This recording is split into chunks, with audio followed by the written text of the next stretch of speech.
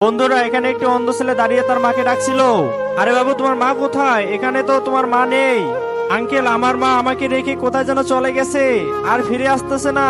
আমাকে বলে গেছিল তুমি এখানে দাঁড়াও, আমি আসতেছি। এরপরে লোকটি চলে যাওয়ার পরে আরো দুজন লোক চলে আসে এখানে। আরে বাবু, তুমি কান্না করতেছো কেন? এরপর একটি চিঠি বের করে তাদের হাতে দিয়ে দেয়। চিঠিতে তার মা লিখেছিল, আমি খুব গরিব, আমি আমার ছেলেকে অপারেশন করতে পারবো না, কেউ যদি পারো আমার ছেলেকে নিয়ে যাও। এরপরে তারা দুজন মিলে তার ছেলেকে নিয়ে যায় এবং তার মা খুব কান্না করে। আজকে আমার টাকা নেই বলে আমি অন্যের হাতে আমার ছেলেকে তুলে দিলাম, এই বলে অনেক কান্না করতেছিল।